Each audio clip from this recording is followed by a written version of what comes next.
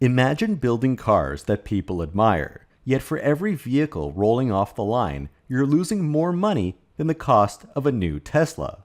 This is the paradox of Rivian, a company simultaneously celebrated as the future of electric vehicles, but at the same time criticized for its financial struggles.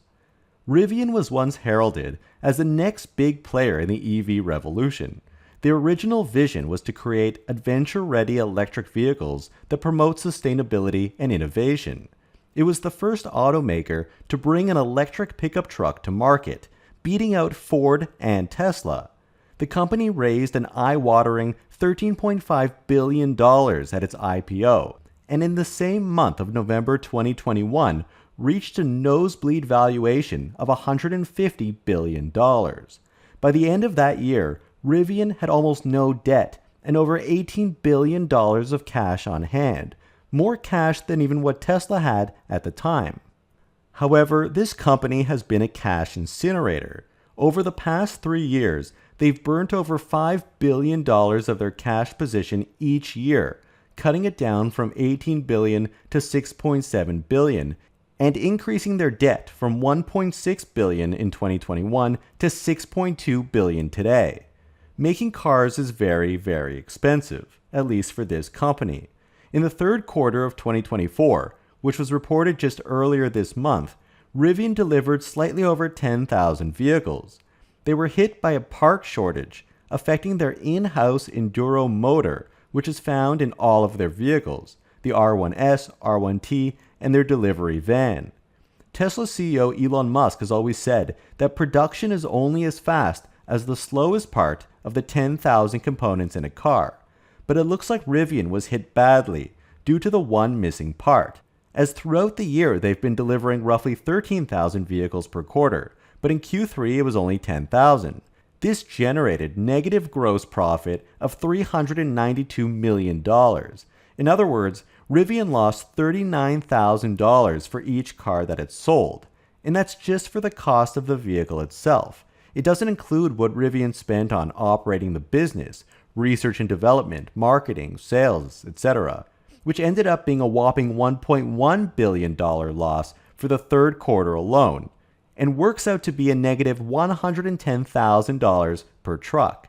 Today, Rivian trades at roughly $12 per share, having fallen from its all-time high 3 years ago of $179 per share, down roughly 93%. But not to worry, the United States government has stepped up to the plate with its vast amounts of taxpayer money, and this time it's offering Rivian a colossal $6.6 billion loan that feels more like a lifeline. It's still questionable whether or not Rivian survives, given its track record of hemorrhaging money and taking on more projects than it can handle. And this time may not be any different. There are a few small stipulations that Rivian must agree to in order to accept these entangled funds. One of the conditions tied to Rivian's massive loan is that the company must agree to not actively oppose unionization at its plant. It sounds like Rivian might be making a deal with the devil here, as unionizing may have made sense for automakers back when they were giant oligopolies, but today they appear to be as helpful as traffic jams on the road to innovation. Workers at Tesla have seen what unions can do to a company since they took over GM's Nummi plant, which is where Fremont is based. This is why Elon Musk heavily opposed them, which has allowed Tesla to move like a nimble tech company rather than one of these legacy auto companies stuck grinding gears. Reuters highlights that the loan is expected to be finalized before Trump takes over. This likely wouldn't be happening under Trump, as he doesn't care much about EVs and seems to be opposed to the government picking and funding winners and losers among individual companies. Certainly, his newly appointed co-head of the Department of Government Efficiency, Vivek Ramaswamy, seems to be appalled by this, and he's going to be looking for new ways, along with Elon Musk, to cut costs. And so this may not play out well. It could be a warning for Rivian for accepting this money, and for the people at the Department of Energy that are rushing this loan through before Trump takes over. This loan originates from the Department of Energy's program for advanced technology vehicle manufacturing, something that Rivian is indeed doing, but it's still important to consider the ability of the company to pay back the loan. Back in 2010, the same program loaned Tesla $465 million, just a small fraction of the $6.6 billion they plan to give Rivian today. But 3 years later, Tesla paid the amount back in full with interest. But Tesla might be an exception to the rule. The Department of Energy has a terrible track record of investing in companies. They may have the reverse hand of Midas. For every Tesla, there are many more failed EV-related companies. The DOE also loaned money to the Vehicle Production Group, A123, and Fisker Automotive, all of which went bankrupt before 2013. For reference as well, when the big three legacy auto companies were receiving bailouts in 2009, while Ford didn't go bankrupt, it took a loan from the government for $5.9 billion. Ford actually had a strong track record of profitability, and they're still extremely profitable today. And yet, it took Ford 13 years to pay back the government loan. They only finished paying it back in 2022. It's also important to realize that this loan itself is risky for Rivian. It doubles the company's debt load to roughly $13 billion. And with that comes even more expenses to the firm through ongoing interest payments. Having more debt actually increases the probability of bankruptcy. Furthermore, it's baffling as to why Rivian even needs this poison chalice. They're already backed by very prominent companies, Amazon, Ford, and Volkswagen, who are throwing billions of dollars at Rivian with fewer strings attached. They're making investments, taking equity stakes. There's no interest payments in this case, and a lot of the contingencies are actually sales contracts. For instance, Amazon ordered 100,000 delivery vans when it invested in Rivian. Volkswagen recently made a $5 billion deal in a bid to get its hands on Rivian's technology and use it to make cars alongside Rivian. If anything, Rivian has an apparent eagerness to embrace any opportunity that offers huge amounts of funding, even if it means deviating away from their core products. They're supposed to be working on their new R2, ramping up the R1 series with new variants such as the Tri-Motor, and increasing production while cutting out costs. That seems critical, but instead, whoever gives them money, they begin working on that. Elon Musk has said in the past that talent is the scarce commodity, not money. But with every new partner that Rivian adds, the government included, Rivian seems to spread itself more thin. And even Elon Musk chimed in on this loan from the government, saying that Rivian should at least be able to show positive gross margin. The company is certainly not a viable investment for the government if it loses $40,000 per car that it sells. That's simply not sustainable. And it doesn't really have some special or critical advanced technology in the EV space, as today there are many competitors working on the same thing. The last and major contingency with taking the $6.6 billion from the government is that they must complete their Georgia plant. That's what the money is supposed to be used for, and Rivian believes the new factory will be operational by 2028 to produce cheaper vehicles. A couple days ago, on November 26th, CEO RJ Scaringe said, "This loan would enable Rivian to more aggressively scale our U.S. manufacturing footprint for our competitively priced R2 and R3 vehicles that emphasize both capability and affordability."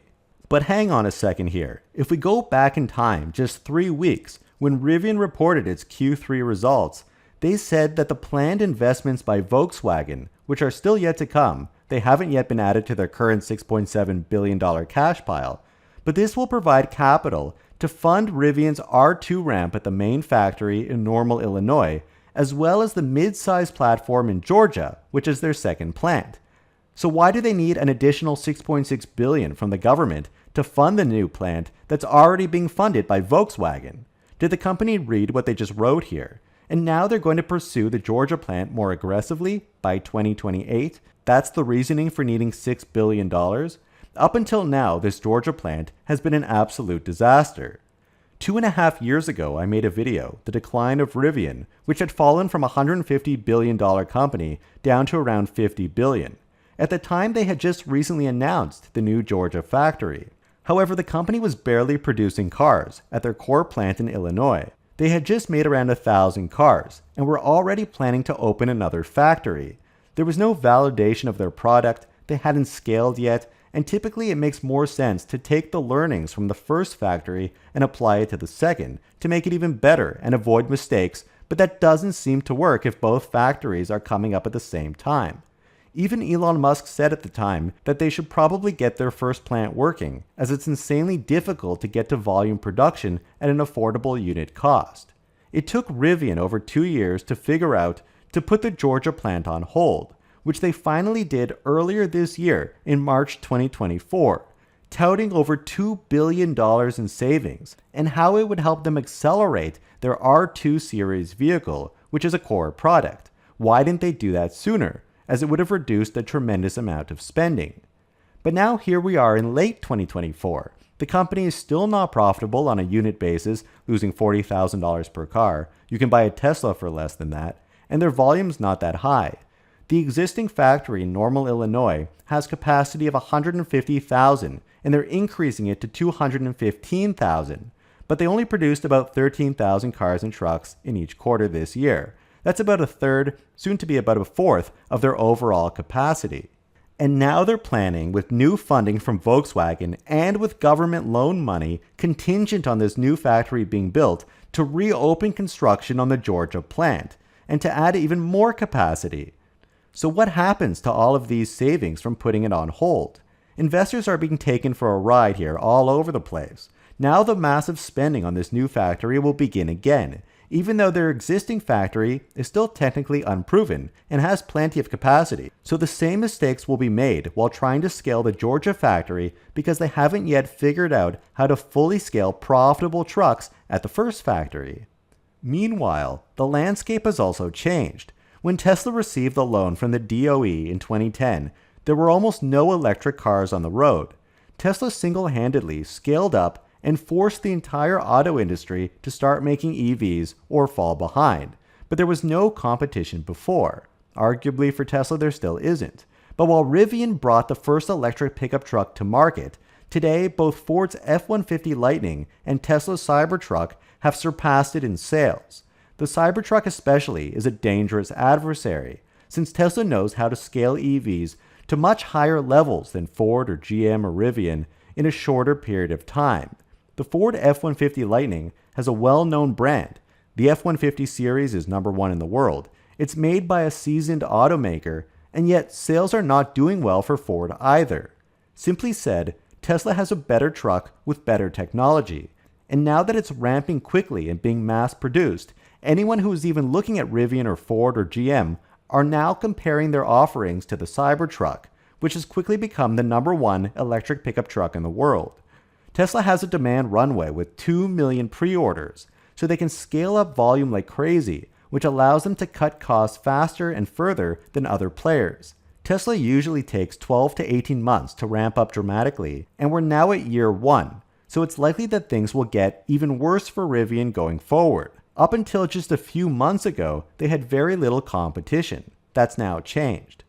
And so Rivian now has more money than it knows what to do with. This could help further sustain the company for years to come, as it strives to become profitable. Even if gross profits, however, break even sooner or later, as the company suggests, they're still losing billions of dollars a year. Rivian has been saying yes to any kind of money that comes by, which has been pulling its internal talent away from its core projects, even if there are benefits in expanding its technology and adding new well-known partners. But this time, the government's loan offers none of that. It must be paid back with interest. It risks bringing unionization to the automaker that's trying to be like a tech company, and it forces them to restart a factory that they just halted construction on, but now on the government's deadlines. These off-putting clauses suggest that perhaps Rivian may need to be more selective in its approach to funding. The firm could be reshaped more by external pressures than its own ambitions, potentially transforming the company into something far removed from its original vision. So do you think Rivian's strategy of accepting every funding opportunity regardless of the strings attached ultimately helps or hurts its long-term success?